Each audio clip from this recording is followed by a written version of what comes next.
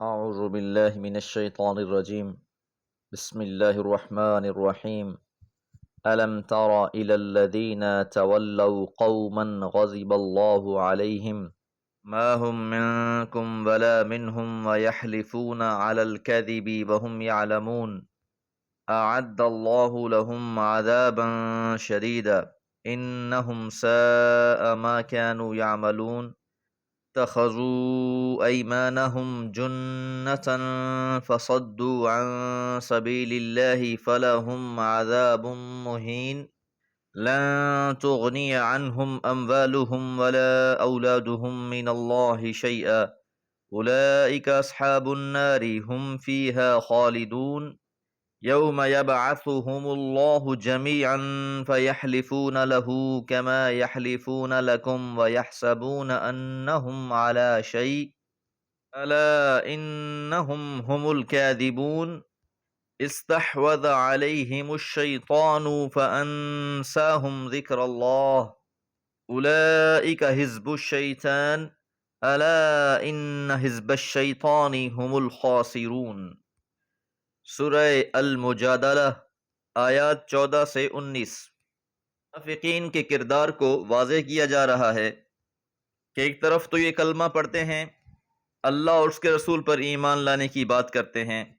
ان کی مودت محبت کسی اور سے ہے۔ الم تر الی الذین، کیا تم نے نہیں دیکھا ان لوگوں کو، تولوا، انہوں نے دوست بنا لیا، قومن، ایسی قوم کو، غضب اللہ علیہم، جس پر اللہ کا غضب ہوا۔ یہ اظہار تعجب بھی ہے منافقین کے کردار پر کہ جنہوں نے قوم مغضوب کو، قوم یہود کو اپنا دوست بنا رکھا تھا۔ ما ہم منکم، وہ تم میں سے نہیں ہیں، ولا منہم، اور نہ ان میں سے ہیں۔ تو یہ منافقین نہ تمہارے ساتھ ہیں نہ ان کے ساتھ ہیں۔ جو اللہ تعالیٰ اور رسول اللہ پر ایمان لائے، پھر بھلا وہ یہود کا دوست کیسے ہو سکتا ہے؟ یہ دونوں باتیں بیک وقت جمع نہیں ہو سکتیں۔ وَيَحْلِفُونَ عَلَى الْكَذِبِ، اور وہ جھوٹی بات پر قسم اٹھاتے ہیں، وَهُمْ يَعْلَمُونَ، حالانکہ وہ جانتے ہیں، یعنی جھوٹی بات پر جانتے بوجھتے قسمیں کھاتے ہیں۔ اگرچہ منافقین کی دوستی اہل مکہ کے ساتھ بھی تھی، مشرکین مکہ کے ساتھ بھی تھی، لیکن یہاں پر خاص طور پر ان کے تعلقات جو یہودیوں سے تھے ان کا تذکرہ ہے۔ پچھلی آیات میں بھی یہ بات گزر چکی، یہ یہودیوں کے لیے جاسوسی بھی کیا کرتے تھے، ان کو بھی راضی رکھنے کی کوشش کرتے تھے، اہل ایمان کے سامنے آ کر بھی بڑی بڑی قسمیں اٹھاتے تھے۔ اعد اللہ، تیار کر رکھا ہے اللہ تعالیٰ نے، لہم، ان کے لیے، عذابا شدیدا، سخت عذاب، انہم، بلا شبہ وہ، ساء، برا ہے، ما کانوا یعملون، جو وہ عمل کر رہے ہیں، یہ لوگ نہایت برا عمل کر رہے ہیں۔ دو رنگی اختیار کر رکھی ہے، نفاق کا لبادہ اوڑھ کر ہر کسی کو راضی کرنے کی کوشش کرتے ہیں۔ اتخذوا، انہوں نے بنا لیا ہے، ایمانہم، اپنی قسموں کو، جنتاً، ڈھال، کسی بھی بات پر ان کی باز پرس ہو، ان کی گرفت کی جائے تو فوراً قسمیں اٹھاتے ہیں، قسمیں اٹھا کر اطمینان دلانے کی کوشش کرتے ہیں۔ پیغمبر علیہ الصلوۃ والسلام کے سامنے بھی آ کر قسمیں اٹھاتے ہیں، اور اپنے رشتہ دار جو مومن ہیں ان کے سامنے بھی آ کر قسمیں اٹھاتے ہیں۔ فصدوا، پس وہ رک گئے ہیں، عن سبیل اللہ، اللہ کی راہ سے، فلہم، پس ان کے لیے، عذاب مہین، رسوا کرنے والا عذاب ہے، ذلیل کر دینے والا عذاب ہے۔ دنیا میں تو یہ اپنے آپ کو بڑا سمجھدار سمجھتے ہیں، اپنے مفادات کو مقدم رکھتے ہیں، لیکن آخرت میں ان کے لیے عذاب شدید بھی ہے، عذاب مہین بھی ہے۔ لن تغنی عنہم اموالہم، ہرگز کام نہیں آئیں گے ان کے اموال، ولا اولادہم، نہ ان کی اولادیں، من اللہ شیئا، اللہ سے کچھ بھی، یعنی روز قیامت کا جو عذاب ہے اس عذاب سے نہ ان کی انہیں اولاد بچائے گی، نہ انہیں ان کا مال بچا پائے گا۔ ان کی اصل بیڑیاں تو یہی ہیں کہ یہ اللہ کی راہ میں آگے نہیں بڑھتے، کہ انہیں دنیا کا مفاد عزیز ہے، اپنی اولاد اور اپنے اموال کو ہر چیز پر ترجیح دیتے ہیں، انہی کی محبت میں گرفتار ہیں، ان میں دین میں آگے بڑھنے کا حوصلہ ہی نہیں ہے۔ دین تو قربانی مانگتا ہے، کبھی مالی قربانی ہے، کبھی جانی قربانی ہے، تو انہیں تو جان اور مال بڑا عزیز ہے۔ اولئک اصحاب النار، یہی لوگ آگ والے ہیں، دوزخ والے ہیں، ہم فیہا، وہ اس میں، خالدون، ہمیشہ رہنے والے ہیں۔ یوم، جس دن، یبعثہم اللہ، اللہ تعالیٰ اٹھائے گا انہیں جمیعاً، سب کو، یحلفون لہ، پس یہ اللہ کے لیے بھی قسمیں اٹھائیں گے،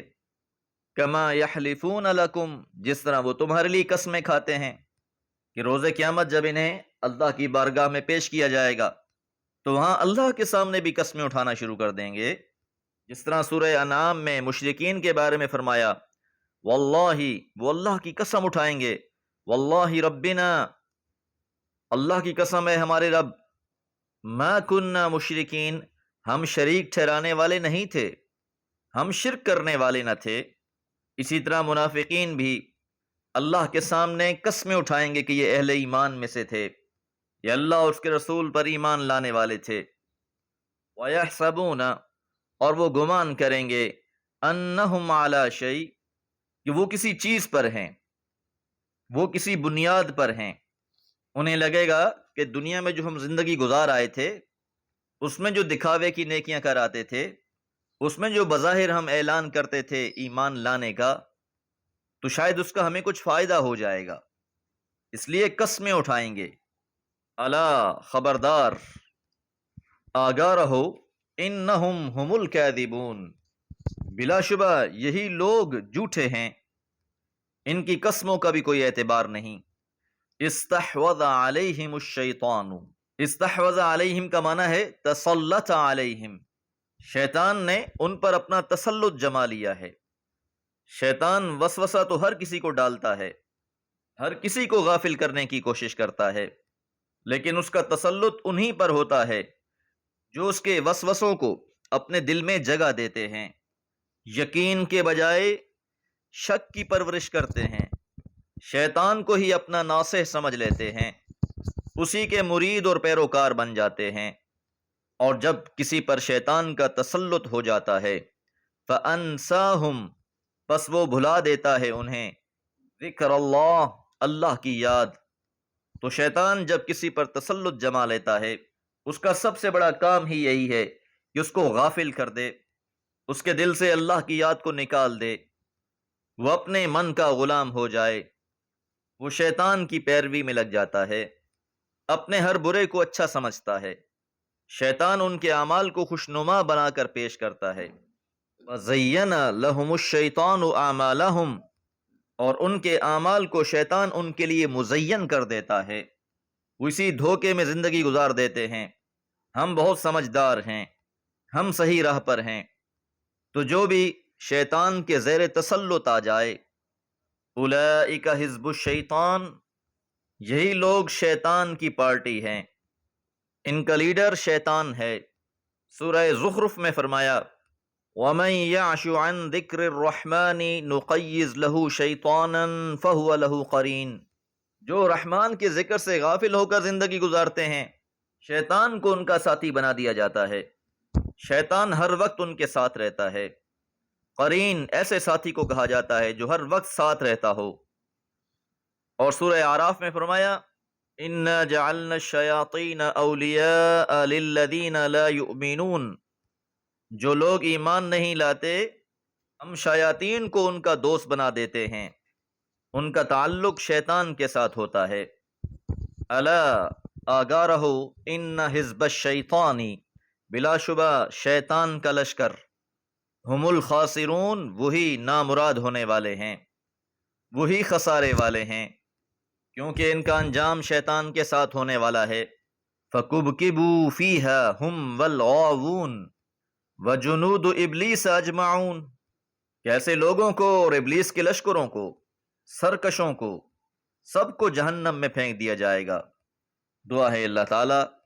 شیاطین کی ہر قسم کی چالوں سے محفوظ رکھے۔ وما علیہ الا البلاغ۔